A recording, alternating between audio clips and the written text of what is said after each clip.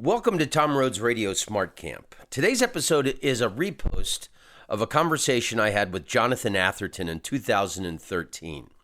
I recorded this conversation in Singapore, and the reason I'm reposting it is because I got the very sad news out of Asia that Jonathan Atherton passed away a few days ago. He had moved back to Australia, Brisbane, Australia, where he's from, and he some form of cancer he got, 6 months ago. That shit'll take you out real quick, as we've learned from other people that we love. And I listened to this episode last night, thinking about him, and I thought it would be good to repost it to honor my friend. He had such an interesting life, and he definitely was one of the wild, beautiful lunatics that you meet traveling the world doing stand-up comedy. He had lived in Africa and done illegal activities there. He had lived in Asia and done illegal activities there. He kind of found redemption in his life by helping to launch the comedy scene in Singapore. And then he moved to Kuala Lumpur, Malaysia, and launched that comedy scene and helped develop and nurture and educate these local comedians to have their own local scene. And he was really a wild person in his personal life. And then 15, 20 years ago, he fell in love with a French woman, Beatrice. I hope you're hearing this, B. I love you with all my heart, and I'm putting a big Tom Rhodes loving hug around you. She was such a wonderful woman, and I love her because I'm a Francophile and I love everything French, but she's got the best laugh, and she's really funny and smart, and she was just a perfect person for Jonathan to fall in love with, and she kind of cured him of a lot of his wild ways. And I remember, he doesn't say it on this podcast, but I remember him telling me when we were hanging out about him being truly in love with B. And he looked at me and his eyes lit up and he said, "The curse has been lifted." And I thought that was beautiful. Like, a lot of the bad habits and wild things that he was doing in the past had just, the curse had been lifted because he had fallen in love with this wonderful woman. And they had a great, beautiful love story. I know they moved back to Australia a few years ago. And it's so great to hear my friend's voice and his stories. And it kind of makes me more committed to put out more episodes of my podcast. I'm going to force myself to put out one at least once a week now. I want to thank Marcus and Mayfair, new people that have subscribed to the podcast through Patreon. And I mean, just to capture someone's essence and their stories and their being for recorded eternal purposes is reason enough for me to keep pushing myself and share with you these beautiful people that I know from the comedy world, and just because I should be doing it, because so many of you have faith in me, and it's the best possible way for me to come out of the heavy mental funk that I've been in myself. And Jonathan Atherton went through a lot of shit in his life, but he always kept the sparkle in his eye and his love for humanity. And it is my pleasure to present to you now, in memoriam and with great honor and love and affection, my friend Jonathan Atherton, recorded in Singapore in 2013. This is the man who introduced me to black pepper crab. So I'll be eternally grateful to him for that. Hooray for humanity, and long may you run. Welcome to Tom Rhodes Radio. I really had to span the globe to bring you today's episode. Today's episode was recorded in Kuala Lumpur, Malaysia, and Jonathan Atherton had just moved there from Singapore. Jonathan started the comedy scene, this very vibrant comedy scene in Singapore, and now there's been a fantastic scene in Kuala Lumpur. He's lived in Singapore for years. I think he's one of the most interesting people I've ever known. He made me love Singapore, and black pepper crab, which you're going to hear about. But he's originally from Brisbane, Australia. He had an amazing life before he ever started comedy. He smuggled gas from Uganda into Uganda and sold shoes to prostitutes in Kenya before he ever became a comedian. He's had a fascinating life, and he's kind of the guiding light to comedy in Southeast Asia. He's an inspiration to the scene. He's a beautiful man. It's my pleasure to introduce you to him because I think he is of pure character and a pure heart, and the man absolutely is a beautiful thing in comedy. He's one of those beautiful lunatics that the comedy world will introduce you to. And I want to introduce you to him today because he's a man I love and respect. He's the one and only Jonathan Atherton.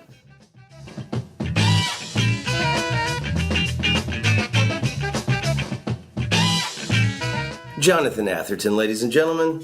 Jonathan Atherton. Now, you are probably the single most interesting and fascinating guy I've ever met in my life. You and I say that to all your podcastees. I know, man, and I have met some interesting, wild, wonderful people in my travels. But, there's so many things I want to talk to you about. But let's start with when I met you. It's a beautiful story. I had been offered my first gigs in Kuala Lumpur. Yeah, with my partners up here in the Comedy Club Asia. And I said, Tom Rhodes, man, if he's going to be in KL, he should come down and do some gigs in Singapore. So they said, all right, well, here's the email address. He kind of contacted us because he's traveling through, because that's what he does. He travels. So I emailed you and said, hey, dude, do you want to come to Singapore and do some gigs? And your first response was, oh, man, I've been to Singapore before. It's a real drag. It's really sterile. I'm not interested. There's nothing there that's going to excite me. And I said, get your ass down to Singapore. Do some gigs. If you still believe that at the end of a week with us, I'll double your fee. And I think about half an hour into for that trip in Singapore, you showed me everything that's wonderful. And I don't know how long you've been living in Singapore, but oh my God, the street food. And of all the street food, and you took us to all these great places. I took you to places where even Singaporeans are afraid to go, down these sort of Indonesian back alleys where it's kind of prostitutes off the ferry from Batam Island, which is just a stone's throw from Singapore. They come in on 3-day shopping visas, and then the men would be like the guys that cut the grass on the side of the freeway, and ships, dockside workers and factory kind of assembly dudes, and they're great. They're the salt of the earth, and they play this crazy music, dangdut, this kind of it's sort of like reggae played underwater on amphetamines. It's weird. It's everyone's dancing and shaking their hips and eating satay, best satay in Singapore. And that's my. You're talking about that place you took me to. Real like Filipino, Indian, low level Indonesian worker people. That's the one. Yeah. That's in Geylang, which is a red light district, which is basically reserved for the Asian workers that populate Singapore. There's a huge population of foreign workers there, and that's their red light district. And it's grungy and it's cheap and it's dirty and there's rats and the sewage doesn't work. It's just like the third world, man. It's the last bit of the third world in very clean and pristine Singapore. But that's the beautiful thing about you. Okay, so now the quintessential place is and we went there 3 or 4 times in this past week in Singapore. It's called Herbal Black something. Oh, it's the what a great name for a restaurant. It's the Senki Black Herbal Chicken Soup Seafood Restaurant. Wow. Yeah, it's halfway between the city and the airport. Yeah, and you took me there the first time, and the pepper crab is so orgasmic, and we ate there every night. And then the chili crab, and you get it all over your face and your fingers, and it sounds like a porno movie when you're eating it. So that's my cockles in lime juice. Oh, beautiful. I would. Oh Jesus, the snapper and the chilies and garlic and basil. Teochew style. Oh, motherfuck. And I eat that crab. I'm a crab freak. It sounds like a porno movie. I'm just moaning. And but to set up what we're talking about, and you taken me to those weird, interesting places. That last night in Singapore, we're eating at Black Herbal Soup, and there was the family, big family, and the maid. You pointed it out. The maid was sitting by herself with a dog in her lap. I hate that. And it was disgusting. And so that was what I want to set up is the beautiful thing about you traveling around with you, and it blew me away the first time I'm in Singapore, is you talk to everybody. Yeah. And you know all these languages and dialects these low-level workers who no one talks to. Yeah, but they're cool. My God, and they light up and you know the language. They know stuff that no accountant, no lawyer, no IT expert, no banker, no shipbroker in Singapore would know. They know from the bottom up. And that's where that's the dynamic part of culture.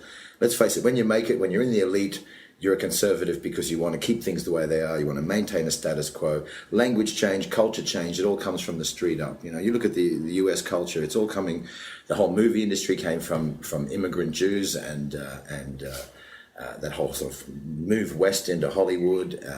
They were poor people to start with. The Marx Brothers were poor guys just eking out a living and great performers. Like so the comedy all began there, really, in sort of live comedy in the vaudeville days, and they were immigrants. They weren't moguls. They became wealthy, and good luck to them. And the same with the music. I mean, the most dynamic music in the States now is all hip hop based. I mean, it's black culture that's driving change. Well, it always comes from the ghetto. The interesting thing about the Sex Pistols, they thought they wanted to play to the black American ghettos. Well, they were white ghettos from England. They thought that would be their audience in the States. Yeah, well, the English are lucky to have enough poor white people to have a bit of culture coming out of them.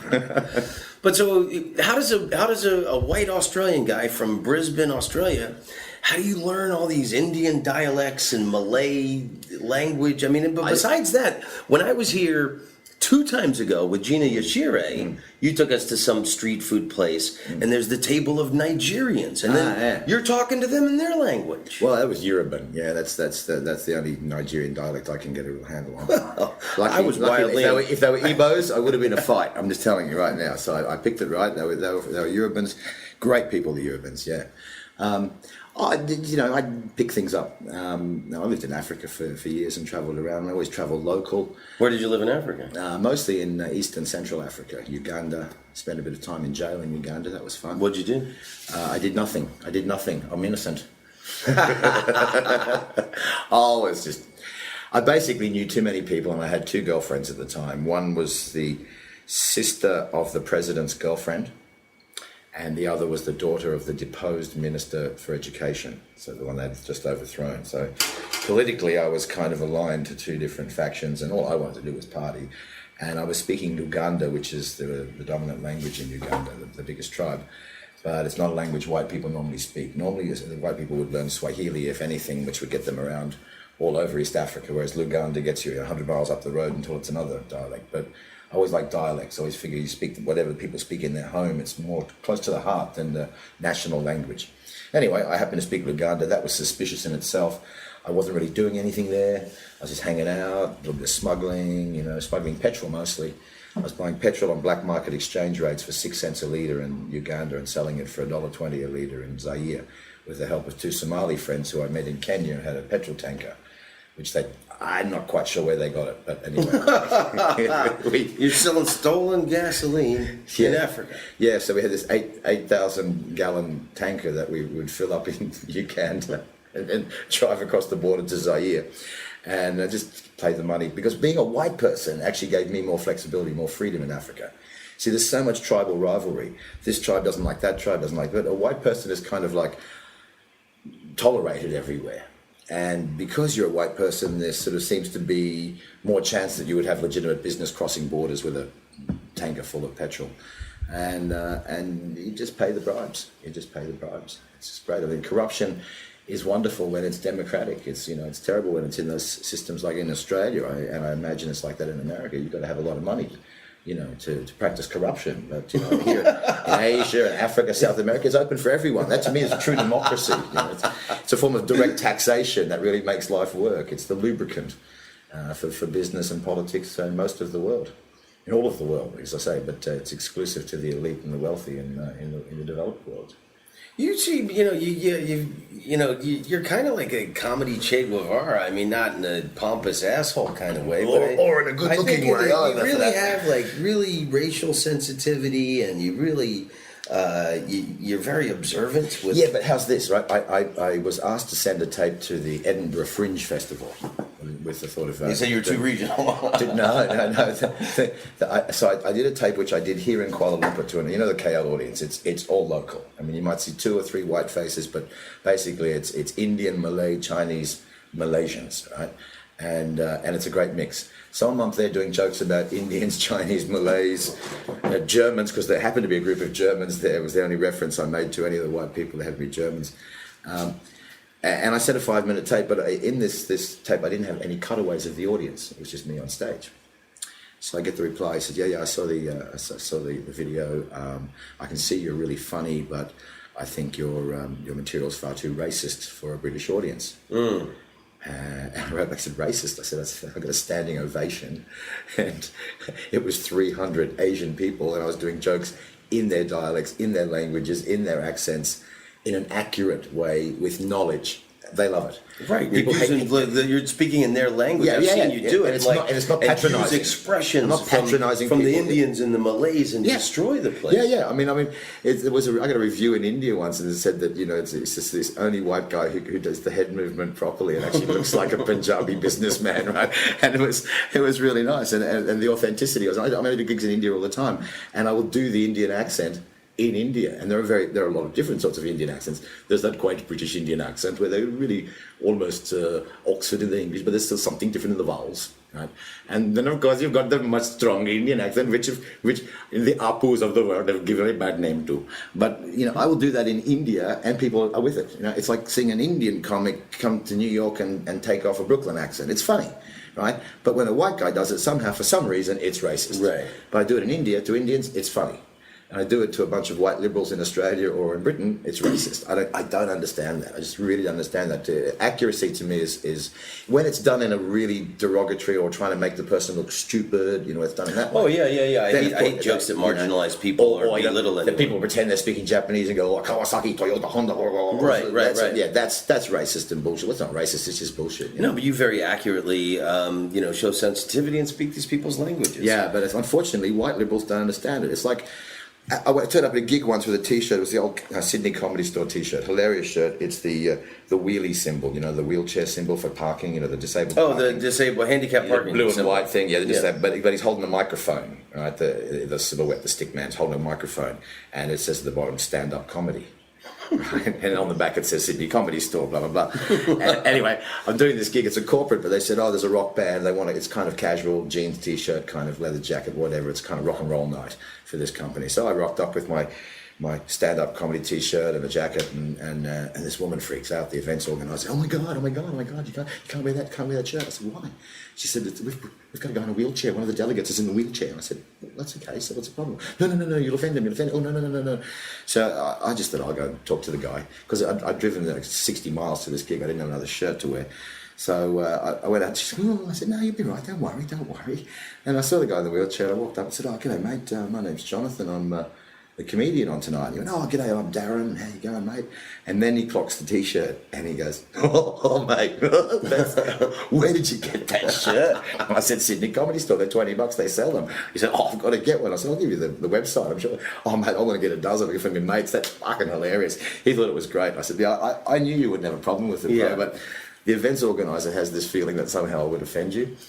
And he said, and this is his answer, was really, really telling. He said, mate, you wouldn't offend me at all. I think it's hilarious, as you know, but you will offend people on my behalf who don't even know me, because they think that I'm going to be offended, and they will be offended, so it's your call, you know. He says, and I was like, no, I don't want to have to make an issue out of it, so I turned my T-shirt around, so it just said Sydney Comedy Store, and the collar was far too high because my T-shirt was on backwards. I did the gig that way rather than, offend people who had no right to be offended. And this is what happens with this so-called, the white liberal who get offended on behalf of people they don't really even know personally. Because I don't think you can be offended about anything I say about Asians unless you've actually sat on a floor and eaten rice with your right hand and shared life with people, and you know what I mean. Then you know the people, you know what they find offensive or they don't find offensive. But to assume that they're offended is to not give them credit for a sense of humour, to not give them credit for having any sort of insight into life. It's actually racist to be offended on other people's behalf. You'd be offended for yourself, for sure. If there's something about you, that you find offensive personally, that's your right. But to be offended for someone else that you don't even know, that to me is bigoted. I agree.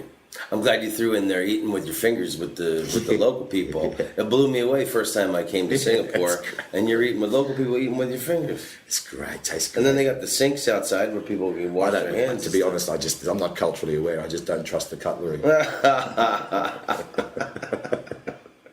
But I've tried to tell everybody since I first came to Kuala Lumpur and Singapore that here you have the Malays, the Chinese, and the Hindu people, and everyone ruthlessly makes fun of each other's races. Where in the States and then, Edinburgh and in Europe, you can't make a joke about an Indian person if you're not Indian, or it's the same sensitivity people have with the guy in the wheelchair. It's also a little bit like the power differential. If you're from the disempowered group, you can make fun of the powerful group.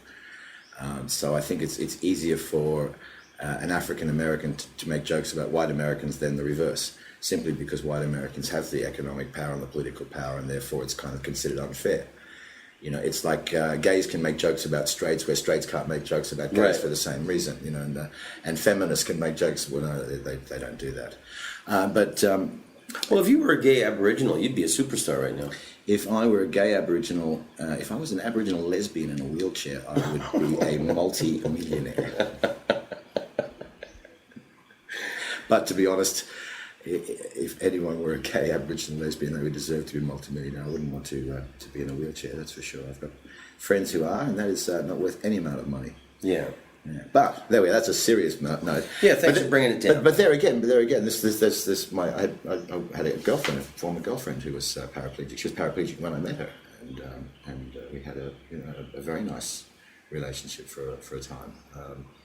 There's difficulties that come with any relationship. There's some physical ones there, but there's mental ones with physically able people that are sometimes harder to overcome. So I like differentness in people, and I guess that's part of the reason I like to travel. I like to be the different one. I like to stick out. When I was a kid, living in New York, my dad was a journalist. He worked long hours. He drank long hours, and he listened to a lot of jazz. He didn't paint that picture. He was the foreign correspondent living in New York for the Sydney Morning Herald and the Melbourne Age. Yeah, he was their fellow to New York. He did a stint on the Toledo Blade. He spent 6 months in Toledo doing a kind of a fellowship thing there, and for some reason he loved Toledo. I don't know. I went to Toledo and don't know what he saw in it, but he was doing crime reports and Blade is a hell of a name for a newspaper. Well, he was given a switchblade knife, which was a shiv, which was taken off some punk, and we're talking the '60s, right? It was those days when that was probably his heaviest crime was getting, it's like some greasy head kid with a leather jacket and a switchblade. But my dad got an honorary sheriff or deputy sheriff badge, from the cops there, and the key to the city, and he was treated like quite a celebrity, this Australian journalist, and then moved to New York, where he worked out of the New York Times and was a foreign correspondent. So how old were you then? So I was 18 months old when I got to the US, and I was 7 when I came back to Australia. So that explains your kind of journalistic comedy style. You do report on a lot of the inequalities and injustices of the world. Yeah, I basically grew up in an area called Corona, because that's where my mum's best friend lived, and well, she's no longer present with us in this life, so I can tell you. Let's just put it this way: relationships can be strained between husband and wife, and there are times when women need things beyond the relationship. Anyway, I didn't understand that at the age of 2 and 3. When I was playing on the streets of Corona, while my mum was having a very torrid relationship with an African American man who came from South Carolina, Charlie, who was kind of my Uncle Charlie. Wow. Yeah, and I had a nickname in Corona in those days. I remember the name was, because all the kids would play with, it gets hot summer, we'd knock the top off a fire hydrant and just jump around, and I had this red hair. My hair was really. So you're in Queens. Yeah. Running around in a fire hydrant. It's basically your mom's getting lit up. It's basically the Harlem of Queens. Well, my guy from South Carolina. Yeah, he was a real, southern kind of accent, was slow. How can someone resist that? No, he was a beautiful guy. He packed. And I'm sure your mom's accent had equal power. He packed boxes at the local supermarket. That's how they met. It was actually quite embarrassing, because she said she blushed when she saw his feet. He had size 14 feet, and she thought of the myth and wondered if it was true, and later confirmed that it was indeed. I was given far too much information at far too young an age, because this also had to be kept secret from the father. This whole other African American experience, which was my day-to-day life as a kid, because Dad would be working from 9 in the morning, wouldn't get back till 2 in the morning. That was his game. So, and I didn't go to school. I didn't go to kindergarten. My brothers were in school, and so I hung with my mum, and I was playing in the streets. And my nickname was Fire Top. Someone said, "Why your hair like that? It's on fire." And they were like, "Hey, Fire Top." So my name was Fire Top. That was my nickname for a couple of years. Fire Top. Fire Top, yeah. So I saw Carrot Top. I thought, well, maybe I should go back to Fire Top. Stupid names can work for some people. You know? Wow, that's incredible! What a history! And other than you being able to relate and have insight to so many different people in the world, I'll preface this with you're very critical of people from everywhere, but you ripped the shit out of the United States. I tell you, I don't know, rip the shit out of it or call them on the truth. No, I tell you, like you were the other night in Singapore, that fat New York guy, and you go, "Hey, man, I lived in Queens," and you're naming a street block, and the guy thought, "Well, this guy's bullshitting me," but you were actually telling the truth. Yeah. But you do that great line. I've seen you do it before, where you're ripping an American guy, and you go, "I know you won't leave because Americans don't have an exit strategy." Okay, and there's a comment about politics and foreign policy. Oh my God! And this is the thing: no one, I don't think anyone in the world, even in the Arab world, I don't think anyone actually really hates Americans, but they hate the international image of America, which is basically a reflection of American foreign policy. And I think it's fair to say that most of the world hates American foreign policy. But anyone who's been to America, anyone that's met Americans has to agree they're probably the nicest people on the planet. They're really, really, and from all different backgrounds. I find Americans, warm and generous and kind and giving and sensitive, intelligent. Obviously the white ones I don't like, but boom, boom. No, really, across the board, Americans are really good people. I think generally they're disinterested in politics, and because of that, politicians get away with a lot more than they ought to. Well, they've dumbed us down because none of our politicians have been worth a shit for so long. How many politicians anywhere? Not many people are interested in. I think anywhere in the world, politicians are there for their own, Even now, I mean, look at all the Obama's ratings just plummeted. He's got really low numbers. With the NSA eavesdropping, the IRS going against the Tea Party people. I think what it really boils down to is the fact that the president really doesn't run the country. Yeah. There are forces beyond government that run the country. It's kind of a momentum which has been set up probably since the Second World War, since the days of Eisenhower. And then Nixon, and really it's an industrial military conglomerate that really runs the show. And Eisenhower was a general, and he warned us in the 60s, late 50s, about the military-industrial complex running our country. Exactly, and there's a man who knew, and he basically said, there's a danger here, and we're going down the wrong path. And I think he was a very trustworthy man. I think he was a very honorable man, and he really didn't want to see that happen. And, whatever we say about Kennedy being this great sort of saint, because you can't say bad things about people who are assassinated. I mean, Kennedy was just as much into the whole dirty game as anyone, Well, it's my favorite Bill Hicks line. He says, I don't think the president has any control at all. He goes, I think when you're elected president, you're taken into a room and they show you a film of the Kennedy assassination from an angle you've never seen before. Yeah. And they say, any questions? That's Bill Hicks. Interesting comic. I wish I'd seen him live. I think he's one of those guys. I've seen enough videos of his. He was so big on stage that it actually doesn't work on video. And I tend to feel that my performance is a lot like that too. That in a live room it works, but on a video it's too fast, too furious, too whatever. Like you don't have that. You don't feel that connection that makes it possible. But some of his stuff wasn't even funny, but it was damn interesting. Yeah. He was a man of conscience, that's for sure. So, how long exactly have you been on comedy? God, all my life. Again, doing it on stage, I started when I was 33. Did you start in Brisbane? My first gig was actually at a folk festival, just outside of Brisbane. It's now called the Woodford Folk Festival. It used to be called Melania. They changed towns. But it's one of those kind of hippie folk festival, and I rocked up there and had a lot of friends who were playing music there, some jazz musicians, some African drummers, and various people from all over, some samba musicians, and we're sitting around just chatting and blowing a few hot ones. And by the way, that's not a fellatio reference. Okay, just in case it's just. I don't know what you Australians do in Queensland. I was on a hot summer night. I was say blowing some. None of my business. Blowing a doobie, as in whoop. There we go. This is great. Yes, we were just chilling back in an organic way, and I was telling travel stories, and a group of them were poets doing a poetry spoken word performance that night, and they said, "Would I come up and do some of my travel stories?" Which translated they were very close to what stand-up comedy was. Except they were just funny, kind of like just very funny stories that were true stories, which is all I really had, not so much jokes. And a friend of mine who was there, who was a musician, played in a band at the joint where the comedy club was in Brisbane. And she said to the manager, "Oh, this guy's really, really funny, you should get him on." And he said, "Oh, well, I've never heard of him." She said, "No, he's just back from overseas, he's been working in London and New York," and she just bullshitted for me.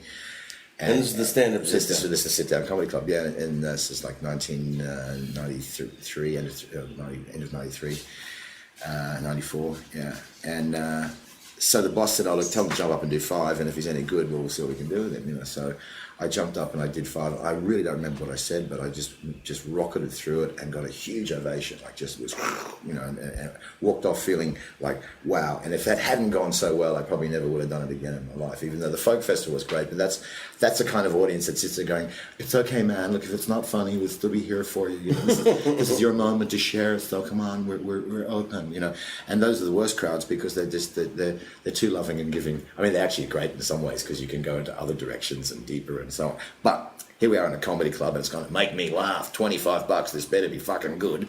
And bang, it was. And so the guy says, "Dude, how much material have you got?" And I said, "How much do you want?" He said, "Well, can you do a 30-minute feature for this headliner I've got up with the feature acts pulled out? It's a 2-man thing. You got to open the show and then bring him on in a second." He said, "Are you cool with that?" And I said, "No worries, piece of cake." So anyway, I meet the headliner. He turns out to be this dude. He's got TV cred. He's got a little bit of profile. I won't mention his name because the next bit is, may incriminate him in some way.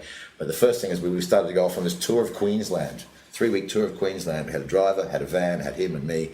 And I said, "Man, we've got to get some pot." So he said, "Oh yeah, you smoke?" I said, "Yeah, let's do it." So I went and scored a great big bag of pot, which kept us going the whole tour. And after on the way to the first gig, he says, "So how long have you been doing this?" I said, "Oh, I've just been on stage once." And he's like, "Oh shit, oh God, don't do 30, mate, just do 5, whatever. I can go long, just do 5 and bring me on. We won't even have a break."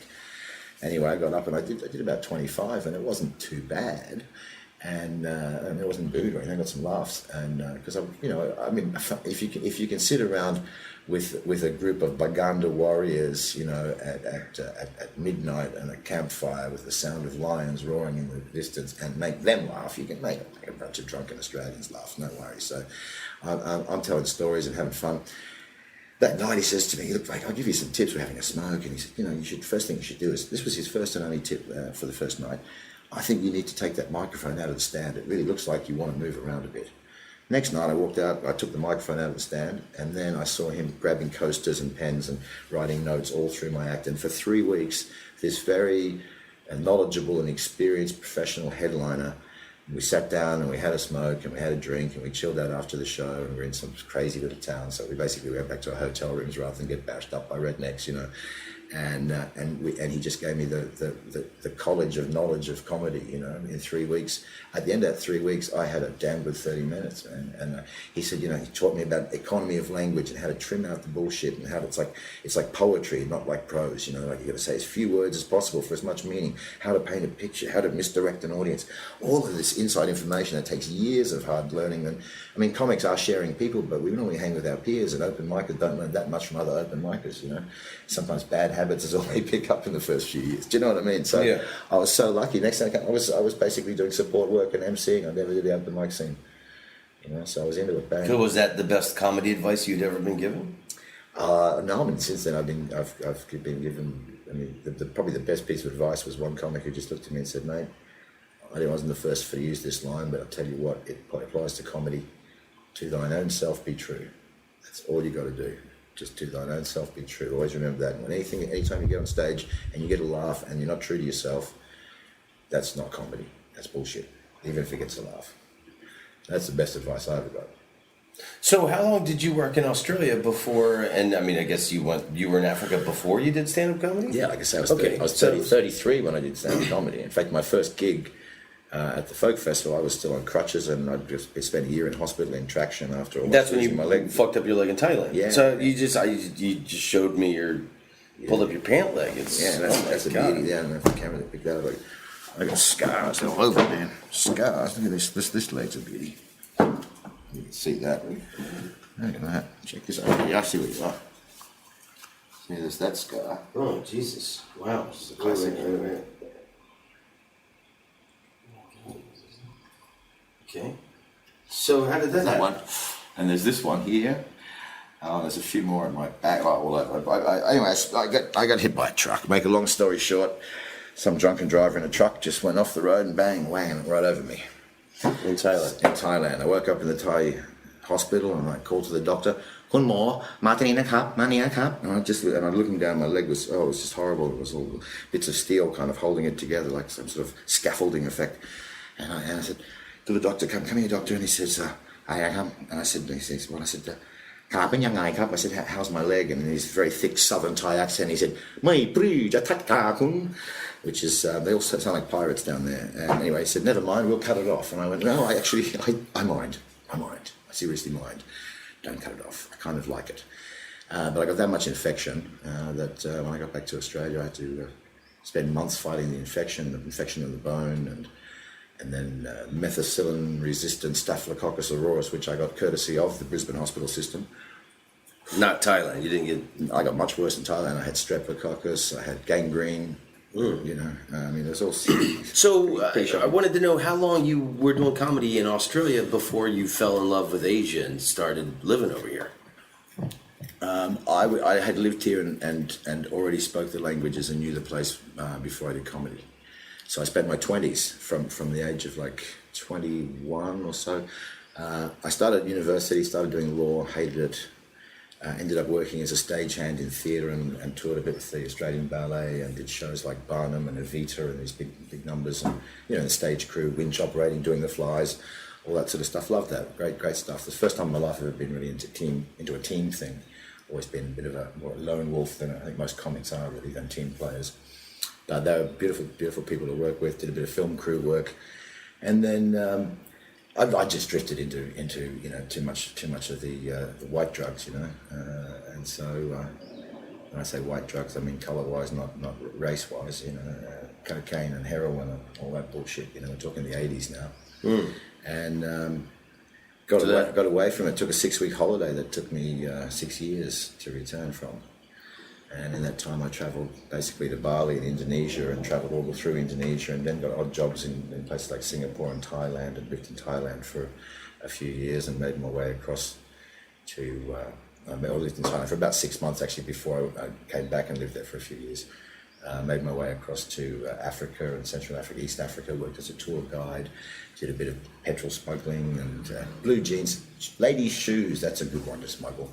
At that time, in Uganda, you could buy very, very cheap ladies' shoes donated by British charities, and I'd look for the good names, Charles Jourdan and Prada and so forth, and I'd get all the good shoes, and I'd take them to Kenya, because the only people with disposable income in Kenya at the time, or the people with most disposable income, were prostitutes, and they loved their shoes. African ladies love shoes. They love really nice bling shoes, so higher the heels, the better. So I'd stand outside nightclubs and when hookers would come out with the expensive nightclubs where all the white guys went, the Wazungu, and I'd have the shoes, and they go, hey, they'd be like, I want it, like that, and the guys would be buying.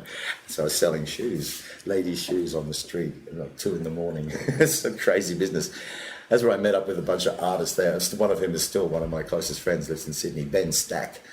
And you should Google his art. He's a beautiful artist and Irishman. And he was touring Africa with a Japanese artist who was a traditional kite artist. Those multicoloured kites the Japanese do, the very strong demon faces and blacks and reds and so on. His art was based on that. And Ngazu, it was Kawata, and Ngazu, who's a Zaire artist who fused kind of postmodernism with traditional African forms. And the three of them travelled Africa doing exhibitions together.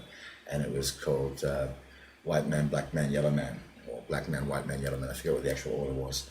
and they got sponsorship from some Swiss Air or someone, and so they were living in kind of the high life in Nairobi, and were sort of the doyens of the modern art scene at the time. They were young dudes, and they're all dressed in African gear and like West African gear, which in East Africa people wear like, Armani jeans and really schmick clothes. Like they're into their Western fashion. But these guys were walking around looking like Nigerian princes and getting lots of girls, and crazy times. So you were smuggling gasoline in Uganda. From Uganda to Zaire, that was the best Zaire, yeah. And then you sold ladies' shoes to prostitutes in Kenya. In Kenya, which I also smuggled from Uganda. See, the great thing in Uganda at the time was that the bank rate of exchange, the official rate of exchange for the Ugandan shilling in 1986 was 1,400 shillings to the dollar. The black market exchange rate was 18,000. Right, now, if you were a white guy who spoke Swahili and knew your way around the streets of East Africa, you could probably get 10,000 if you really hustled. But the actual real rate was 18,000, and I knew the guy who was a Senegalese. It was always the Senegal that do that. Actually, Malinese, but they all call them, in East Africa, they just call them Senegal. From people from Mali, Gambia, Senegal, right? The Malenke, Mandingo people, right? They're called Senegal. Anyway. So Muse Habre was his name, and he was the guy who changed the money. He was the last guy. He gave you the right rate. You know what I mean? He was the top of the chain of the black market. So I got to know him, and I said, "I'll change money for you." So all these white guys, they were getting like 10,000 if they spent hours hustling. And it was still a good deal. Things were really cheap. It was still like 6 times or 7 times the bank rate. So I'd give them 12,000, which was about 8 or 9 times. I'd meet white guys. You want to change money? I live here. They'd hear me speaking Luganda. Why do you speak Luganda?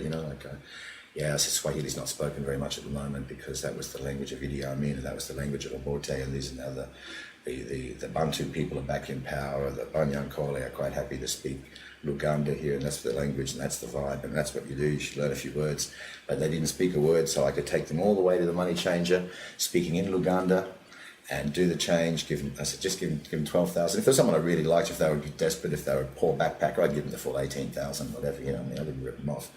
But usually these were guys like aid workers and Christian missionaries and that sort of thing. Right? They were too scared to go down the marketplace and find the right rate.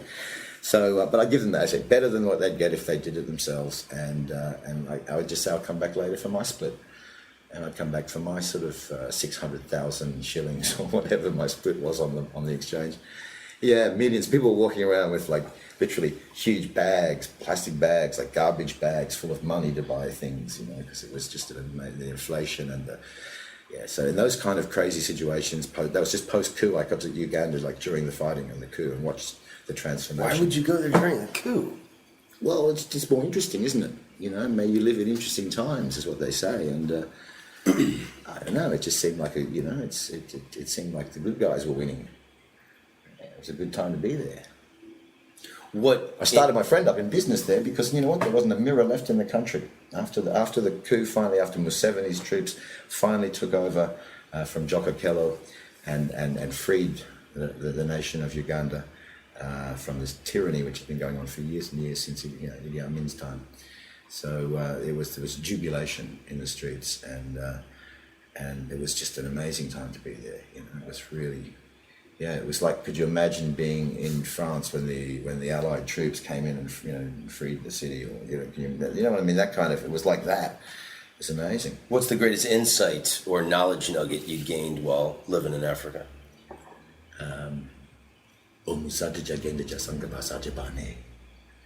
Say that again.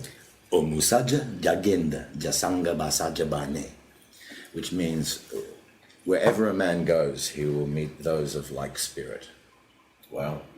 Yeah. And they used to just say I'd be speaking, look at and then they go to me, jende munange, bulangu bulunji, omusaja jagenda. They just say this like, how we'd say in English, a rolling stone, we know the rest, right? So they just say, omusaja jagenda, and I'd say, jasanga basaja bane, sinjenjo munange, and I'd say that, and I'd do the last bit, we'll meet his like spirit, and that's what's happening here. You just get this huge warm embrace, And before you know it, you're sitting on a grass mat on a dirt floor in a bamboo hut eating matoke, which is a kind of plantain banana, and a bit of scrawny chicken meat if there was any meat, but usually it's beans or something. And you're drinking this stuff that you got to, well, the Kasei say the stuff we used to drink, this a very strong form of local alcohol, moonshine, the local African moonshine. And the Musée taught me the trick. This guy kind of almost adopted me as his son, as this guy that I'd met, this old dude. And I went back to his village, and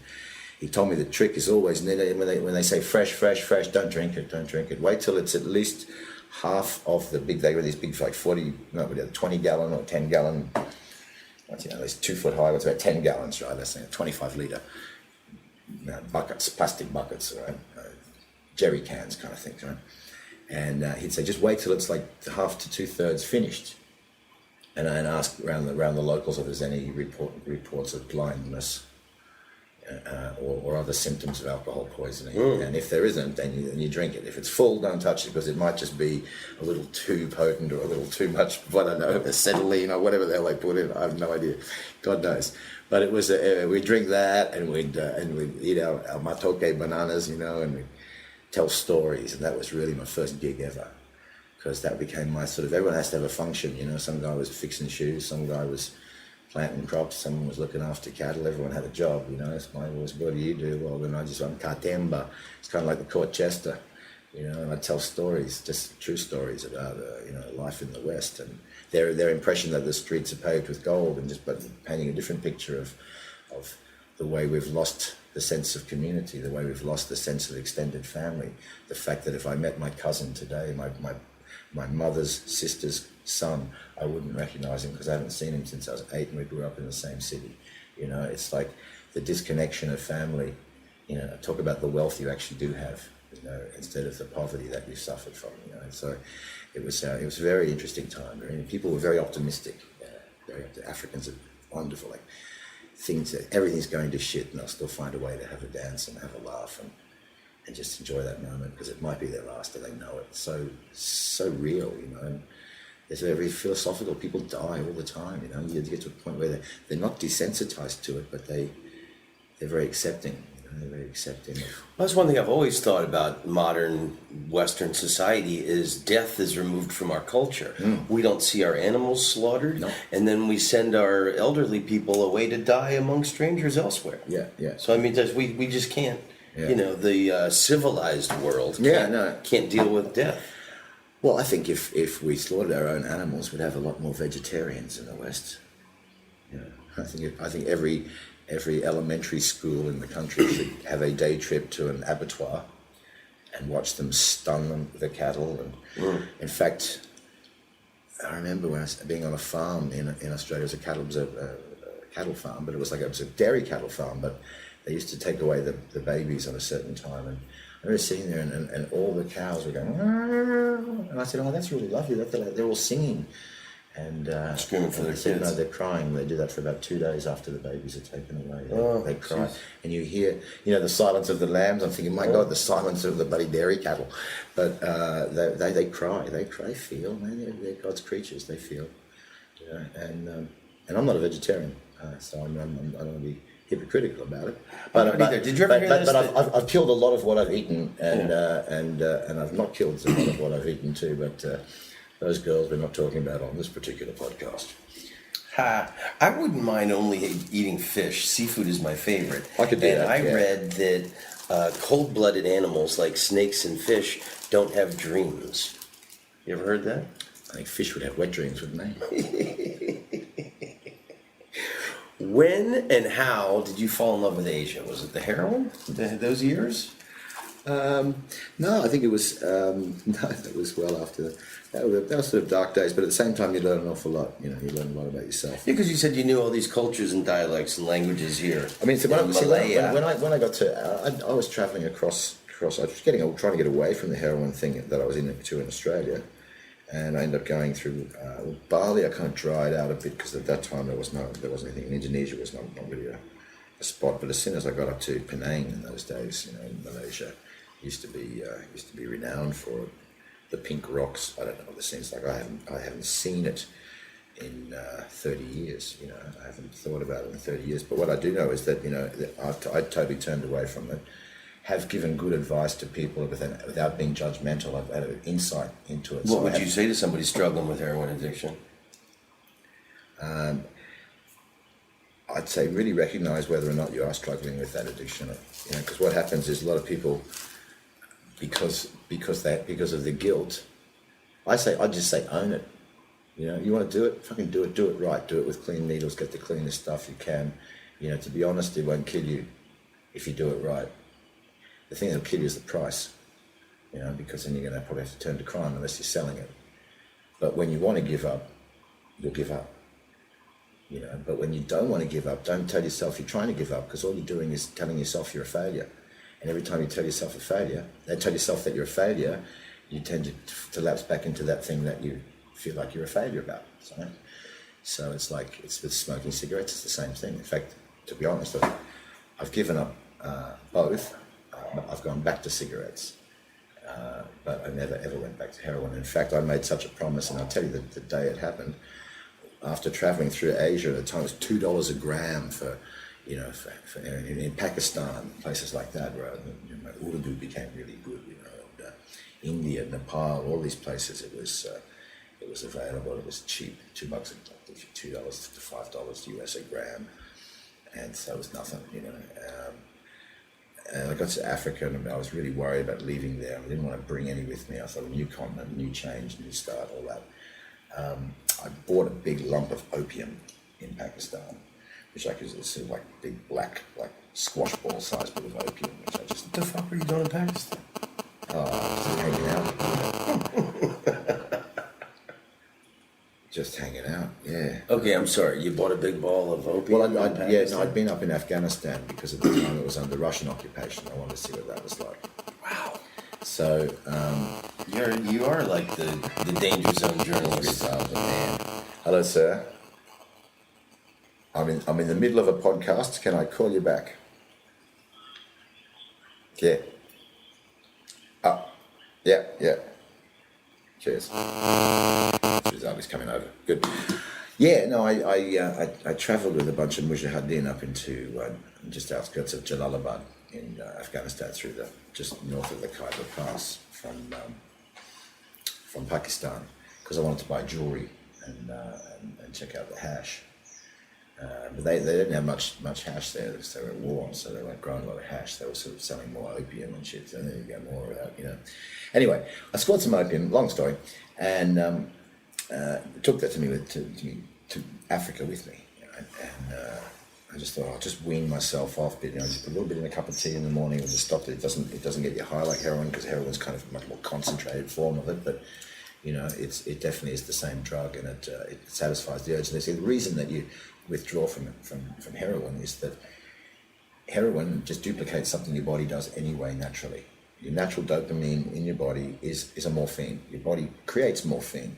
Otherwise, without that, we would feel the constant pain of just movement and living. I mean, it's the thing which keeps us, feeling good, and it's a natural and beneficial thing.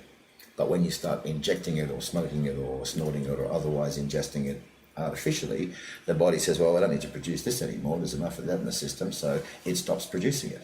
It's also really good for your immune system.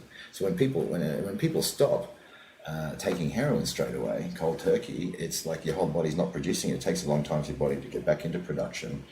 And I'll tell you why, a lot of men don't want to give up heroin. This is a fact too, because the heroin retards the male orgasm.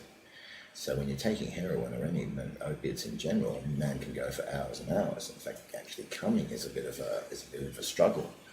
And in fact, when I gave up, I remember that was the scariest thing, was because I'd almost trained myself to come as quickly as I could, which might be like 45 minutes or something. And then as soon as I stopped taking that stuff, I'd be just barely hard and splash. It was like I had to do a lot of solo training and work on it. Courses, and the pinch technique, and go with really ugly women that were obnoxious, so that if it was terrible, I didn't care. Eventually it comes back, don't worry. It all comes back, boys. If you're a person thinking about giving up heroin, don't worry. It doesn't take long. You'll be back to normal. But it's one of those. It's an insidious drug. So there am I in Africa, feeling all very sorry for myself for being a heroin addict and trying to give it up. And I met a guy, an Italian guy, Alessandro, and he worked for the Food and Agricultural Organization, FAO, United Nations. And he was doing a flight up to Eritrea in the north of Ethiopia, just a kind of supply flight. And he said, "Do you want to come with me?" No passport needed. We land in a refugee camp. We fly back. I said, "That sounds like great." So anyway, I fly up to this place where people are starving to death, where children's stomachs are distended because of malnutrition, where no one's even got the strength to wipe the flies off their eyes. You know what I mean? It's just really, and the problem is a lack of water. And the lack of water is not that there's no water in the country, it's because it's political and the government is not bringing water to that region and they're pipelining it elsewhere and dams here and there and all these other mega companies elsewhere affecting the environment, whatever. It can go through a million reasons, whatever. The fact is, these people have no say over it and no power over it and they're the victims of it. And they're starving and they're fucking dying from withdrawal from water. And I've got this big lump of opium in my pocket and I thought, you selfish prick. And I took that out of my pocket and I just threw it into the bush and I said, never again will I ever take an opiate. If I ever take an opium, heroin, morphine, whatever, strike me down and kill me, God, because I don't deserve to live, because that's just so selfish. And I went through a pretty painful couple of weeks, but got over it. Wow. Got back into life and then rediscovered the zest for life in Africa, where it was all sort of broken and fucked up like I was, and it was rebuilding itself like I was. So I felt very much in tune with what was going on in Uganda, particularly around 86, 87, 88. And then I got into a bit of political strife and ended up getting arrested and thought I was a spy and I knew too many people and I spoke too many languages and I was too savvy and I wasn't a typical white guy and I didn't fit the mold and all the rest of it.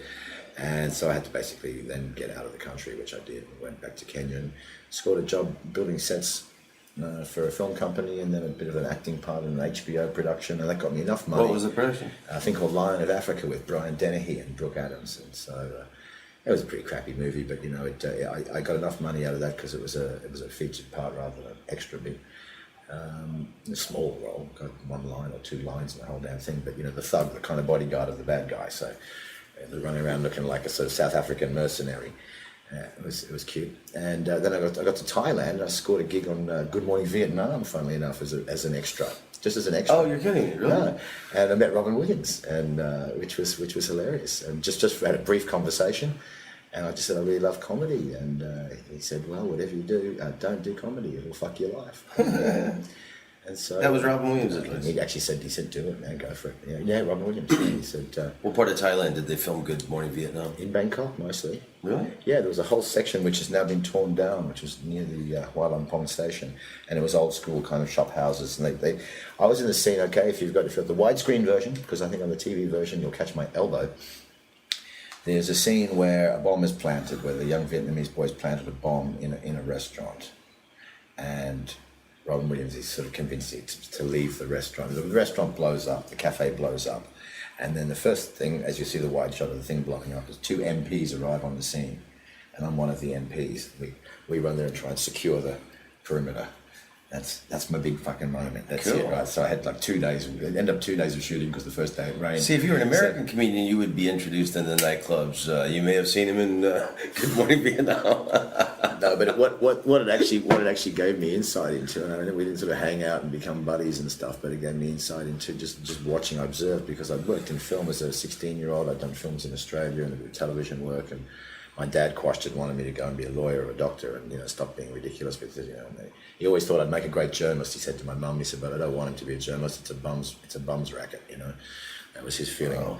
And the funny thing is, my comedy, and very much influenced by my father, my comedy is in a sense journalistic. It's kind of National Geographic with a punchline. Because I don't try and I don't lecture people, but I paint pictures of things that I've experienced that a lot of people haven't experienced. You paint pictures and you have worldwide experience, and you speak to a great many people, which is really impressive. And I met you in Singapore. You invited me there. And how did you end up in Singapore? Singapore was recently voted by the Gallup poll as the world's most unhappy nation. Yeah, and the government has. I've read that the government has to encourage these people to have sex, and they're they're really a very good-looking population of people there. I love they're not fucking enough according to their own government. Basically, I used to go to Singapore and have a great time, and because I know a lot of the local languages and bits and pieces of the local languages. And I know the local scene there. And I was in love with a girl from Singapore for a while, and used to come and go and spend a lot of time there. And I had a kind of long distance relationship with Singapore until eventually I'd headlined at a club there. There was a guy running a monthly comedy club.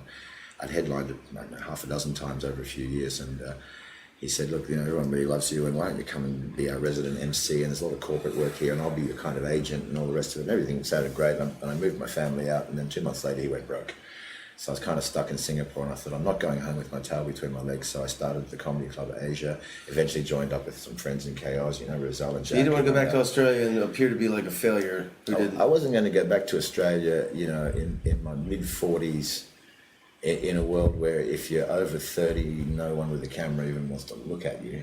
Audiences will appreciate the master level of craftsmanship you reach, but television doesn't want master craft. What they want is just pop idols with fucking punchlines, just little wankers with nail polish and the right cut of jeans and the right haircut and the right and, mind you, some of these young kids, there's a lot of very talent everywhere in every generation, and there are talented people who make it. I'm not saying everyone who makes it is a bum, but a lot of bums make it, and a lot of very talented people don't, and that's the nature of the music industry. That's the nature of entertainment. And I guess for every almost professional athlete who pulled a hamstring at the age of 18, it's a story of a lot of people's lives, for whatever reason.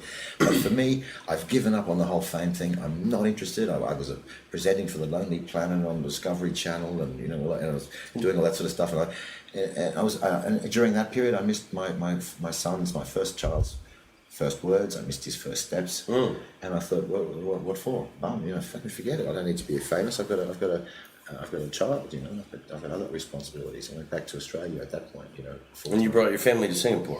Brought the family with me to Singapore. I wanted my kids to have the same or a similar experience to mine in New York, which was I grew up in a very multicultural. It was a United Nations enclave in Queens in Jamaica, and the neighborhood was all. It was like a court. They called it. It was called Parkway Village. It's like court, like rows of houses down this way and down the end. In the middle was like a garden area where the kids all played and built snowmen in winter and all the rest of it. And so we had about 20 kids there, and they were like Cuban, German, Indian,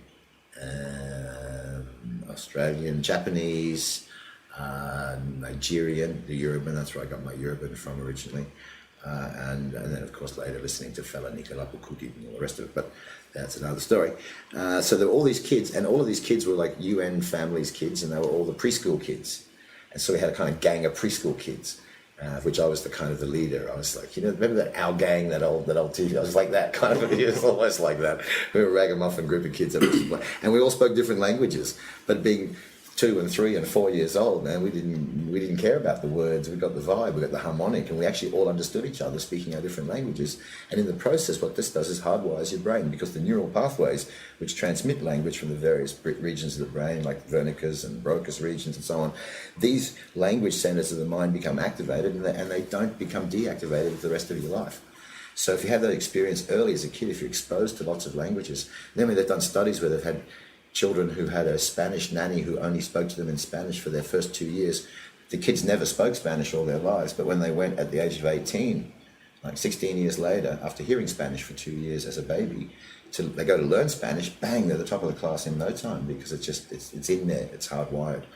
So languages, that's part of the reason I brought my kids, and part of the reason is because we were a family, and this is where the gig was.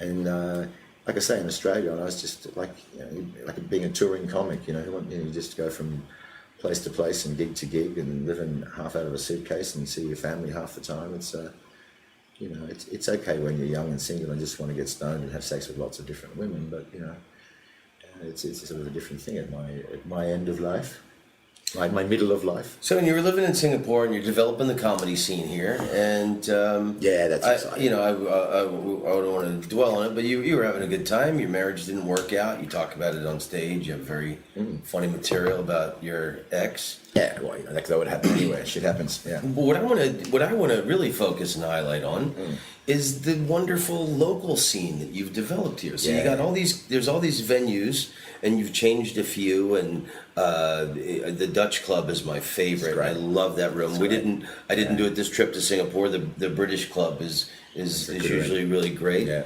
What I did, look, I mean, I'm a promoter.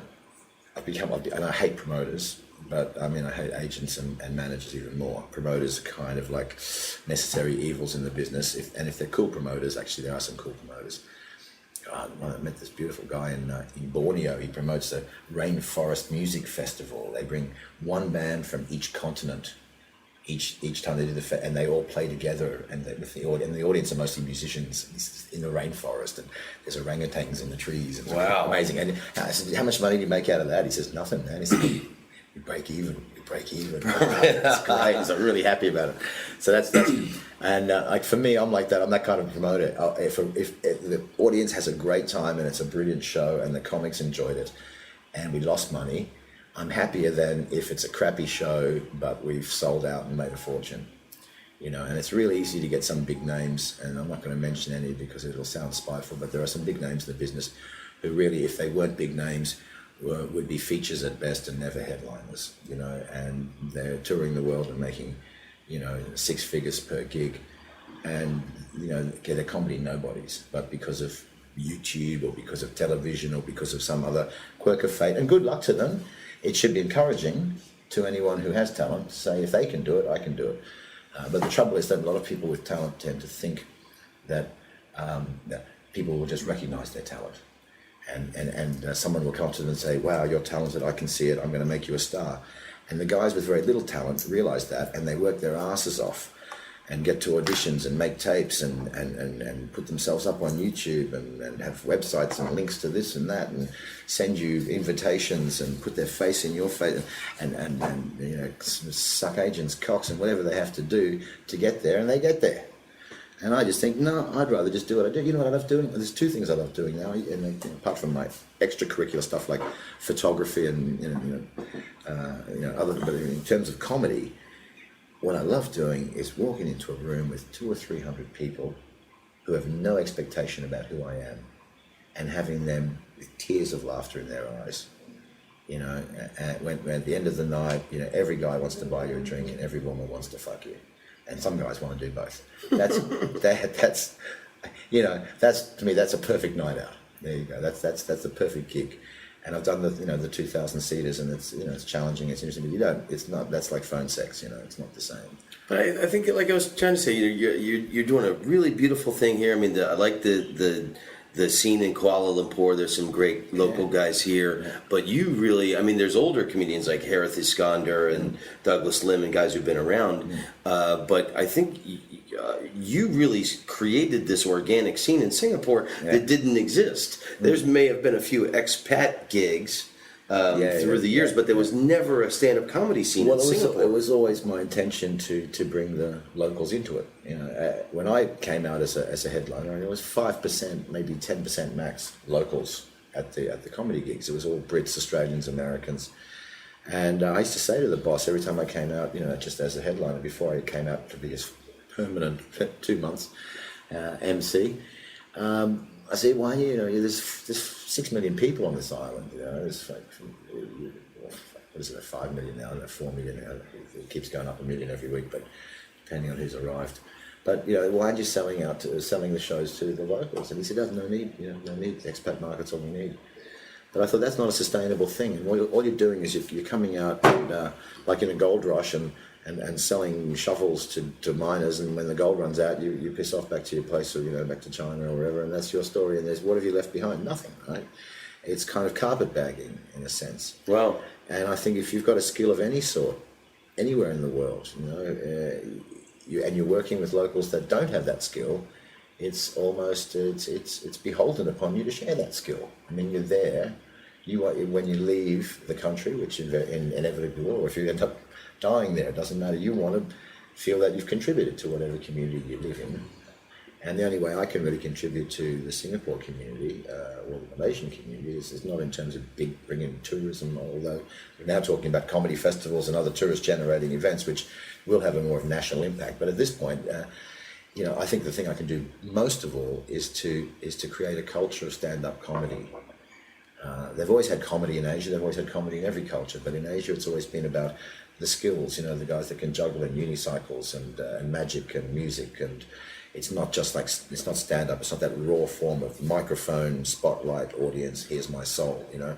That's something that's quite confronting for Asians, and I've just been constantly humbled by the enthusiasm of these young performers. And we've got a rule: you buy a 6-pack of beer, and you can knock on my door anytime with a 6-pack of beer, and until that 6-pack is finished, I'll help you structure material, I won't write you gags, but I'll help you make your gags better. You're giving these guys a comedy university. Absolutely. These local guys. Absolutely. Well, in Singapore. I haven't got that much else to share, I'm not saving orphans and I'm not saving rainforests but I'm putting something nice in place. And what's more, I'm getting to a point now where they kind of got it enough that they can continue doing it, that they don't need me.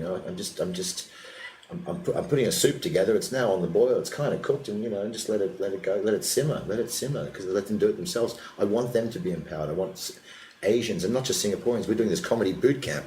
This is going to be great fun, man.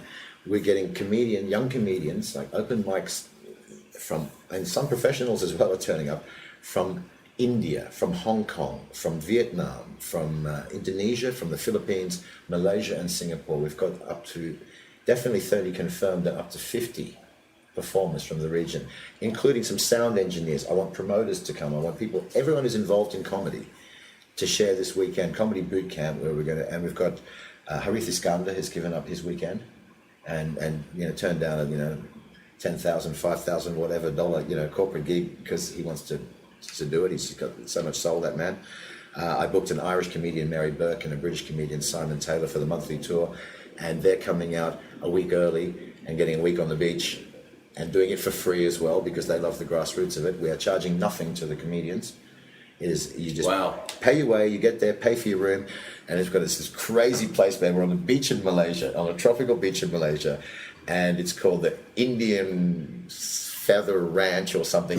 all the bungalows look like wagons. Right? It's really kitsch. It's all Western. It's all Western theme. It's all yeehaw and rodeos, and it's hilarious. It's going to be so funny. And at the same weekend, there's a bikers conference on in the same town in Port Dickson. There'll be 2,000 bikers from around Asia. So we decided that we're going to have an impromptu comedy show for bikers, Asian bikers. I mean, they're basically motorcycle enthusiasts, not Hells Angels, right? They're very cool dudes. So there'll be some really schmick Ducatis and stuff. And it won't just be the Harley set. They're mostly middle-aged white guys. Wow, what a great place to start. So comedy boot camp, and it's not even about. When is that? That's first weekend of September. It's 6, 7, 8 September, and so it's not even about teaching comedy. I'll be doing some courses, and we'll all be doing something on whatever. Simon is an improv specialist. He's been doing improv for 20 years, so he'll be teaching a workshop on improv for those interested. I'm going to do a very basic one on stagecraft for the real starters, and how to hold a mic, how to address a crowd, eyesights, where to put the stand. I've got a sound engineer who's going to teach you how to mix your sound when you turn up at a venue and no one there. The only person who seems to know what's going on is the bartender. And he doesn't really know what's going on, but there's an end that, you know what I mean? Oh God, if you just knew how to fix that, right? So I've learned it, you've learned it, you have to eventually learn it, but I want these kids to know how to set their EQ, how to set their mic the best they can. In fact, encourage them to get the right sort of mic, a hypercardioid condenser mic, made in Australia, Rode, the best in the world. Anyway, I would 10%, thank you. The link will follow. That's what I'll be doing. That I'll be doing another workshop on MCing. MCing is a different skill. Crucial skill. We were talking about this the other night at dinner. Most underrated skill. In the United States, we put on the least skilled or the least experienced comedian to start the show, where in the UK it's always the most talented guy is the MC, and he's often getting paid more. Well, it's kind of like make it your show. People make it. It's like he's the Letterman and you're the guests.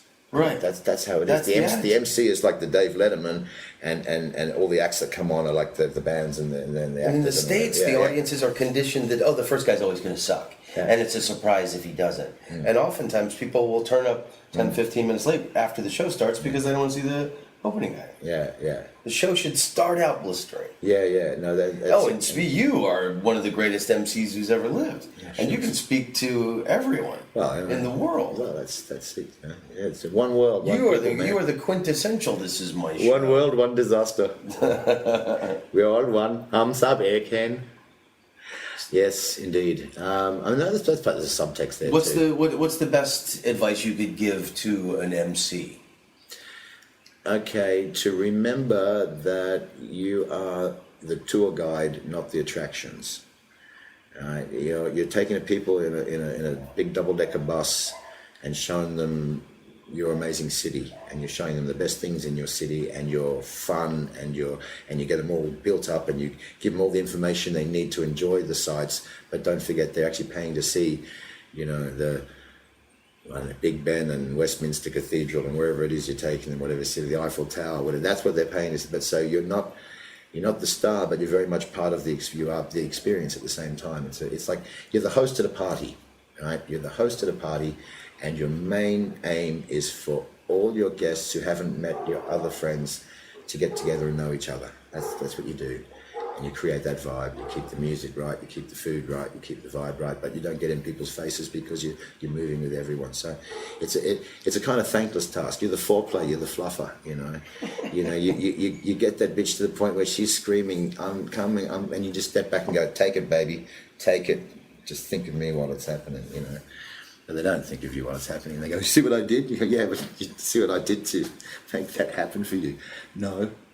You get these guys, you get some acts that have no idea about how well they've been set up. And sometimes, like the other night, man, that gig we did in Singapore, because you're such a seasoned pro, because we can fuck around with each other, I gave you, which was probably the worst, most difficult, just like, there you go, baby, do it. I want to see you get it. You're a bastard no, but I knew you could do it. Oh my God. And you bludgeoned the audience back into submission. You were smiling like a terrorist driving a fucking truck full of explosives into a Beirut fucking Marine camp. I would never do that to anyone with less than 15 years hard road experience. But man, so you guys, we're doing Beer Fest. Yeah. It's in a tent. There's all kinds of rock stages all around. I did it a few years ago. We've got a Queen tribute band coming from this side and a jazz band coming from this side. I knew what to expect. I love comedy and beer. I like the concept. I knew it was going to be pugilistic and hard work. But there's a Australian guy in his underwear in the audience. Well, he'd started stripping off, and I said, "You're not coming on the stage unless you take it all off." And in the end, he only came up in his underwear, which was probably just as well because he would have been arrested. You let this guy take the microphone for 3 minutes. "Hey, my mate Larry's here. Larry, stand up. Man, my mate. And I couldn't stop laughing at the ridiculousness of it. The guys, and you're just standing there smiling. And I'm saying, by the way, this is. Right now, there's a comedian standing over there who is not enjoying this nearly as much as any of us is not enjoying it. So then you introduce me and you say this is the most difficult situation I've ever brought up a comedian to deal with. Yeah. And then drunk guy in his underwear, his buddy, his mate Larry, starts heckling me for 5 minutes. And so I'm dealing with this heckler, and then 10 minutes in, the sound guys turned my sound down. And sound is all I have in a comedy tent surrounded by rock stages. Even then, the sound was good, it was shit. Ladies and gentlemen, this is the comedy equivalent of blowing guys at the bus station. What was great is to see you on the side laughing at those lines and the throw. Well, the other comics too. See, don't forget we had the room full of open micers there who were learning so much. You were presenting them the master class. That's the master class. There you go. This is like when you go through boot camp and then they take you that last one where it's live ammunition, right? And there's always some motherfucker who puts his head up too high and gets his head blown off, right? And this is how keep your head down, boys. This is under the barbed wire. That's that one, man. That was that one. It wasn't intentional, but as I sat around, that's why I was laughing because I realised they had their eyes were going, "Oh my God, he's he's just fighting, he's just punching his way through I this fucking crowd. was early Mike Tyson. Yeah, it was. I can handle anything. Anything put in the cage. You didn't have to bite anyone's ear off. No, he just punched him, and you got him, and you got. It was great at the end. It was huge, but. Well, your skill in the comedy tent at a rock beer festival, you really talk naturally. You know, my style, I got one-liners, and I can get rid of the stories and things with nuance and stick with shoveling the meat and potatoes. But I really, your cool, calm head under fire was also very impressive. Yeah, well, I didn't have anything else. I don't have enough one-liners to do that. But then just we had three totally different comics. That's what I really liked about the whole Beer Fest too, because I don't think of. I mean, when I do the monthly shows, we put three headliners together in different orders. We usually swap it around because they're headliners. There's no feature opening. If you're going to fly someone out from the US or Australia or UK, you may as well pay them that little bit extra and get a headliner. You know what I mean? It's, right. Why bring out a 10-minute bum? You know, when you can. So the quality of comedy in this town has been phenomenal. So for the Beer Fest with the extra gigs, and I thought we're going to get three really, hard hitting acts, but I want them to all be completely different in style, because I don't want to see three similar styles. It's really. And I think together complement each other so well, because the Beer Fest, you guys had your own headline shows. There were different shows, different slots, and then you're doing 2 gigs a night, and then you're going off to a comedy club, and you're one of 3 acts. And then it's a different sort of kettle of fish. And those shows were the reports were brilliant. Like, they loved the combination of the American, strong the British, American, the strong Australian. English person, strong American. That was a wonderful booking. And you book this great tour, Singapore, Kuala Lumpur, Jakarta, which, probably exists because of you. And then Beer Fest is this extra gem that you've had in the last 5 years. Well, then we started doing comedy in Phnom Penh, Cambodia, the first ever English language comedy club in Cambodia. And I did it with, I'm shaking the table, they're giving you bad vision. I did it with a guy who's a journalist. He's actually the sports editor of the Phnom Penh Post, an English guy. He's a comedy fanboy. He loves what sports do they have in Phnom Penh that he'd be reporting on? Landmine dodging, the sometimes 100 meters dash, if you're lucky, 100 meters dash. That's terrible, and anyone in Phnom Penh will hate me for that, because Phnom Penh is a very tough crowd. They are beautiful. As best described by Jen Brister, a British comic. She said, it's like performing for a room full of lesbians. They're all overeducated and overly sensitive. And she herself is a lesbian and has performed for a room full of lesbians, and says, basically, that's what you've got in Phnom Penh. They are NGOs. They're over there to save orphans, and they're good people, Peace Corps type people. They pay $7 for a show to see an international headliner. We make no money on it, but we just wanted it to happen. And it's an experience for comics. It makes the tour sort of so much cooler. And then there's Vietnam, which is already kind of much more developed than you got a gig in Ho Chi Minh City. I got a gig in Ho Chi Minh City, and it's there again. It's their first English comedy club since the Good Morning Vietnam, the original Good Morning Vietnam days, which was never such a good morning. They probably had a comedy club back then during the war, but since then. So we're doing monthly shows. They've had comedy shows, one-offs here and there, but just for regular shows, it's a one-off there for Vietnam, which is brilliant. And that crowd is a much more well-heeled Western type crowd. They're a lot of oil workers, expats, bankers, because that country has really come a long way. Yeah, so that's a different kind of demographic again. And then you come to KL, and it's mostly... It's like Red Cross work. It's and the comedians freak out. I've had comedians, particularly in KL, where it's our most Asian audience. It's mostly expats. It's 50-50 in Singapore, but Vietnam and Cambodia and Indonesia, mostly expats. The locals are just a handful who probably lived overseas or grown up overseas. But you come to KL, and it's 90%, 95% local crowd. And I've had guys go, oh my God, man, I don't know how to... What do I... Dark-skinned locals. Oh, they're all kind of brown people and yellow people and different people, and do they understand? And I just say, just treat them like a Sydney crowd or a London crowd or a New York crowd. these are savvy people. And Malaysians are, man, they're hip people, aren't they? Yeah. Well-heeled, very intelligent, well-educated audiences. Totally worldwide. But definitely, this tour isn't for everybody. Like Beer Fest isn't for every comedian. No, I know you hate. Yeah, I've got to handpick them. I've got to handpick them. I've got to pick the ones that I know can do it. Number one, what have been the most memorable experiences of bringing foreigners over to these venues, and what are your best stories? Oh God, good and bad, really. I remember, there's certain jokes they don't appreciate at all, and it was a really dark humour. It's not generally appreciated by Asian audiences. We had a guy come out and do some really horrible joke about, and it was an old joke anyway. I don't know this guy.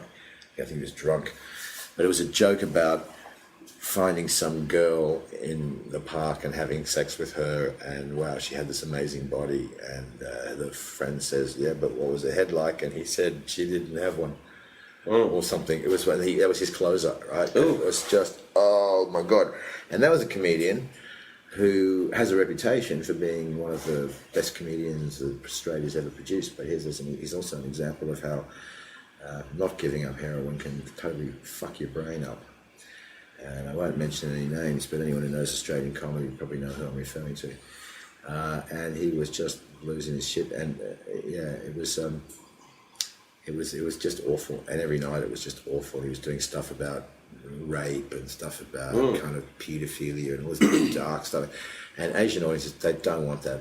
They don't mind you taking the piss out of people's race. They don't mind you lightheartedly taking the piss out of religion. It's a very fine line, but I mean, I do some jokes which border on, not about religion, but more about religious customs. For instance, I talk about how when I get pulled over by the police in Malaysia, first thing you do, to the uninitiated foreigners driving in Malaysia, as soon as you hear the police, you put on your songkok.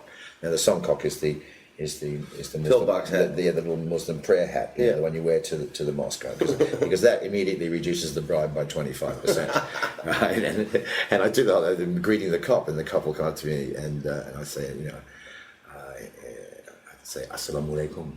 He goes, Walaikum salam, Muslim. And I ask if you're Muslim, and the Muslim, and then I'll say, Abang, kita semua anak Allah. I say, brother, we are all the children of Allah. And he goes, Alhamdulillah. So I haven't actually lied to him and said, yes, I'm Muslim, or no, I'm not Muslim. I just said we're all the children of Allah. And Allah is just the word for God. So we're all God's children, that's all I'm saying. It sounds like a song. But it's like, immediately everything just goes to a different level of like, oh, okay, everything's cool, man. Like, we're just chilling here, and, there's a little bit of money changes hands, but not much. A little gift for the kids, the wife, a little bit of chit-chat about your wife and kids, and we're talking $10-15. You're driving at 100 miles an hour in a 60 zone. It's $10-15. Off you go, and then he'll even tell you, "Oh, watch out! Just before Samban, there's another checkpoint there." Okay, thank you. So, like in Singapore, you were doing a lot of jokes about Malaysians, and bribing them and their politics. So, like, what jokes in Malaysia will you do about Singaporeans? Oh, it'll be about Singaporeans' competitiveness. I think they're incredibly competitive.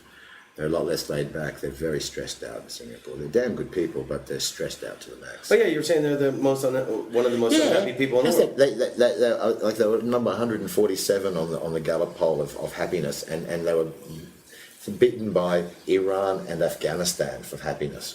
Right? So it's pretty bad. But at least they're the world's best at being something. Which is normally the silver medal is the most they've ever got in an Olympics. So that's pretty cool. What was that sport? That was for table tennis, and they imported China's best table tennis player and made her Singaporean.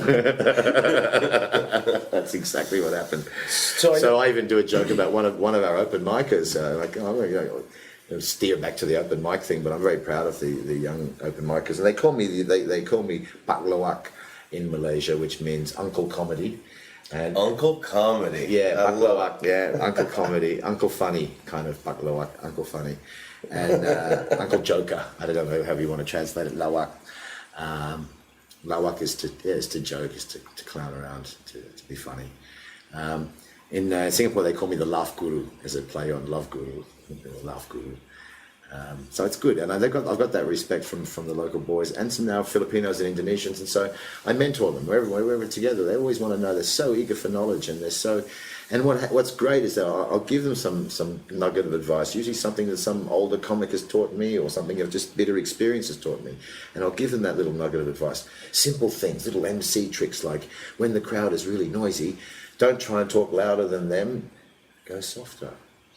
If you go softer, the silence brings them back down to softness. Unless you're in a beer festival. Unless it's confrontational. But, in a normal club where there's chitty-chatty, each other, noisy sort of club, all these little things that it's a little bit like learning how to swing when you're a kid. You have to pull back to go forwards. It doesn't feel natural, But I know it took me ages to teach my son. He kept wanting to push the chain forward and he would stop, It's like it's a very unnatural movement. Pull backwards to go forwards with you. Anyway, that's like that with an MC. It's like fishing, It's like, don't break the line by pulling. Let it go out a bit. Let the fish run a little bit, and bring it back. There's a lot of that goes on. There's a certain seduction process, So you pass these little gems on, and then you see them doing it, and you see it working for them, and they come back and go, "That really works, man. Wow, I'm really doing that now. It's working." And you give them a little bit more, and you give them a little bit more, and they start building their army. They come up with their own things, of course. Because most of us, we learn most of the craft, the hard way. It's like your parent throwing you in the swimming pool and saying, "Swim." That's how you learn. Yeah, but it's always great, and you never forget the older guys who taught you a few little knowledge nuggets. And then if you get one uncle joker around to teach you all of it, then So there's going to be some really brilliant comedians coming out of Southeast Asia here in the next 10, 20 years. Definitely. Sooner. We just got back from the Sydney Comedy Festival there. It was me and our three boys from Singapore, and it was great. It's just great that our three front runners in the open mic scene are Fucker Fuzz, Malay, right? Jing Xiao, Chinese, Rishi Budrani, Indian, and myself, Caucasian, the four biggest groups in Singapore. Caucasians are more expat group than anything, but there's an awful lot of them. There's like 1 million, or something like that. I don't know, it's got to be that many, maybe 500,000 white people in a city of like 5 million-ish. So that's pretty significant. A lot of North Indians as well in Singapore. Some 150,000 non-resident Indians. They're a huge market, and they love their comedy. The Indians, they're great. They're fun people. What knowledge nugget, what just interesting facts or history can you tell me about Singapore and Malaysia? How did Singapore break off? That Malaysians just said, "Hey, fuck off, you go have your own little thing"? Yeah, and then they built it into one of the biggest financial centers in the world. There was Malaya, and it was both Singapore and Malaysia. It was a British colony. The British colony was Malaya. Which is why they speak English. Singapore was the port for Malaya.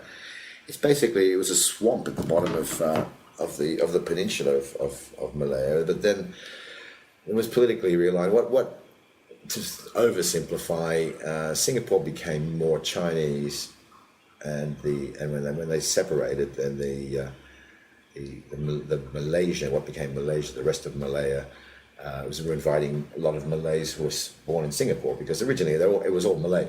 The people were Malay, and then of course the British came, the Chinese came, the Portuguese came, various groups. The Chinese that came in, many stayed, brought out as labourers. Indians brought out as labourers as well, often in extremely difficult conditions, almost slave labour. A lot of the early Indians were brought out, very, very roughly treated to build the place for the British. But still, even up until its independence, Singapore was essentially a big swamp with a great port and a nice little bit of colonial section and a lot of shop houses and trade going on, and a growing population that was not doing very well at all. And Lee Kuan Yew and his political group, the PAP, People's Action Party, got together and built. And I won't pass judgment on his political style or whatever. That's for history to do. And so, there again, I don't get involved in any politics in Singapore or Malaysia, not because I don't think it's valid. I think politics is a valid subject, and I think comics should push politics as much as they can. But I don't personally do jokes about politics in a country if I'm not a citizen. I don't think it's my right. I don't think it's my right to go to someone's house and criticise their taste in furniture or their curtains. Amen, brother. And so I don't get involved in that. However, if the son of the house wants to take the piss out of his mother's curtains, that would be funny. That's fine. It's your house. You can do it. So that's my feeling. So I don't openly discourage comics from mentioning politics, but they're pretty sensible. They know that they can only go so far. Until recently, talking about people's race or religion, and I think even till now, to be honest, talking about or joking about race and religion is illegal in Singapore, and probably the same in Malaysia. It's actually legislated against. But the intention of that law is that you don't insult people. You don't insult them on the basis of race or religion. However, when a joke is made in a nice way, like you talk about, Christians not eating bread. I mean, that's a joke about religion. It's not a joke against Christians, or it's just about a habit that Christians have, and that's a great gag.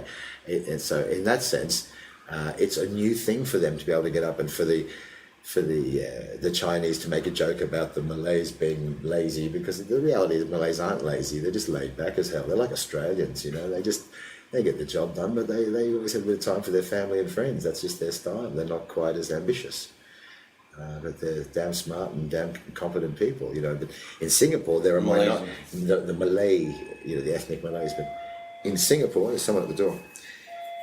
In Singapore, the Malays are really looked down upon as the kind of like the indigenous poor minority. In Malaysia, it's their country. So it's really different, the politics. Someone at the door. Can put that on pause. Hurry, tell Rizal to just give us like 10 minutes. 15. Jonathan Atherton, very interesting man. Lived a full life. He's back. Keys. I need keys to open the doors. Open the chick cage.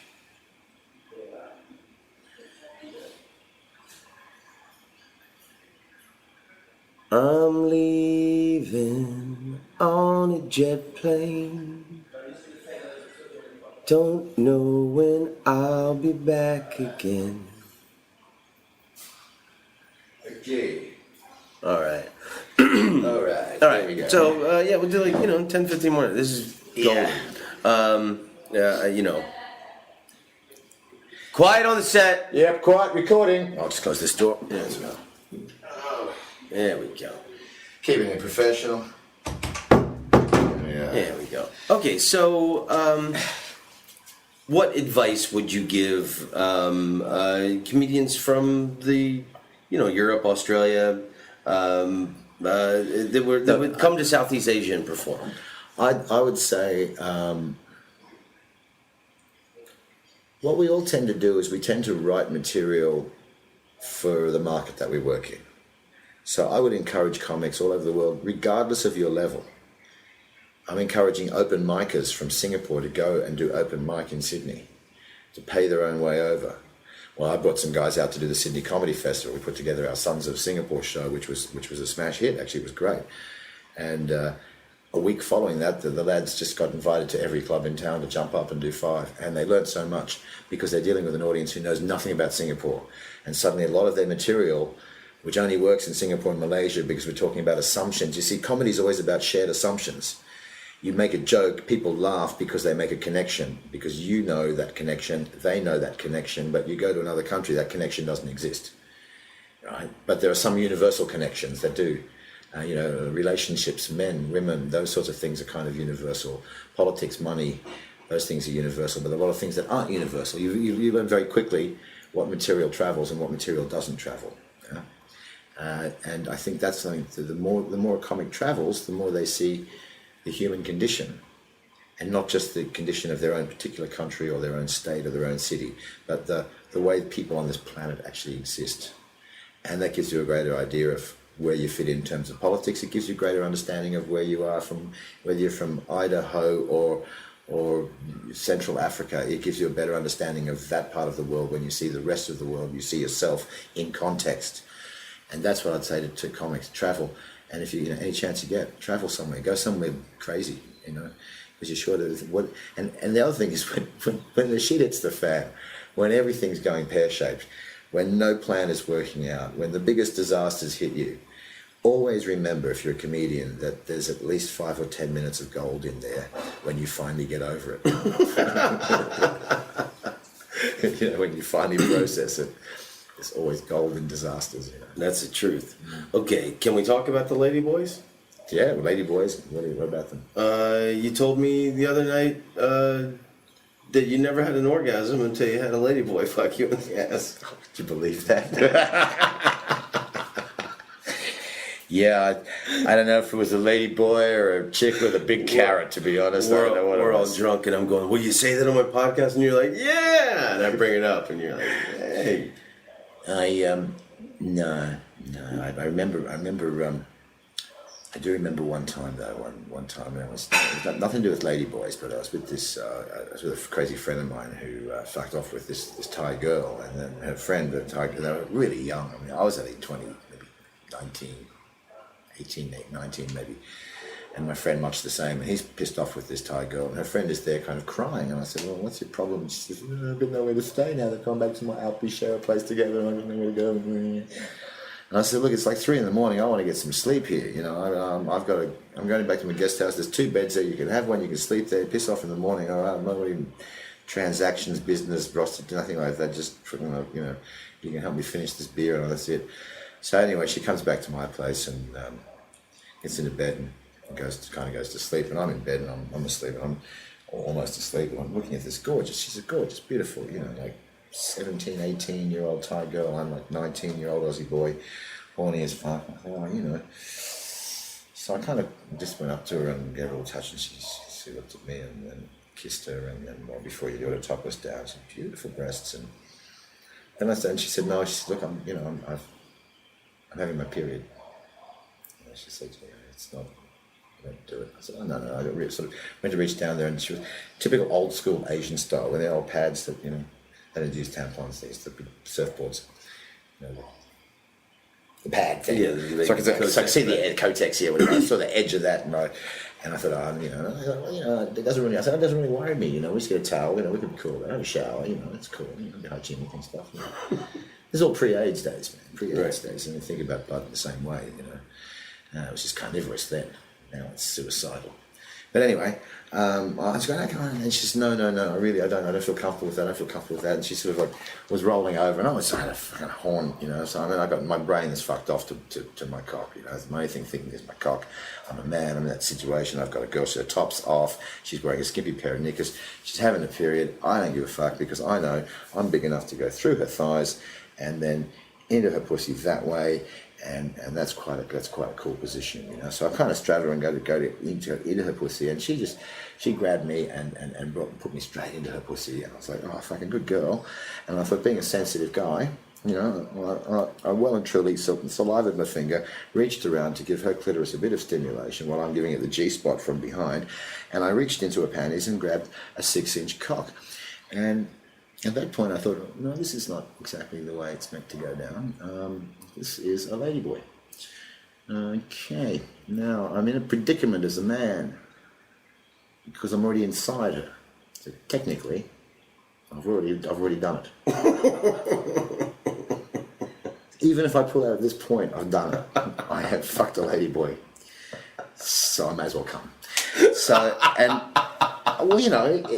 same sin, better return. And I thought, well, there again, being a sensitive lover, I thought, and well, he may as well come too, because you don't want to just take. So we sort of, reached sideways, and we actually both came at the same time. Interesting, and I know she didn't fake it. Well, thank you for your openness, brother. Yes, but that's nothing I pursue these days. But it was one of those experiences you have to put down in life as rather intriguing. Well, your stories kill me, man, and you've got. I could do up to 47 episodes of this with you. We barely scratched the surface. Hey, does Eddie Murphy listen to your podcast? Of course he does. He'll drop me an email and say, "Well, let's go party, brother."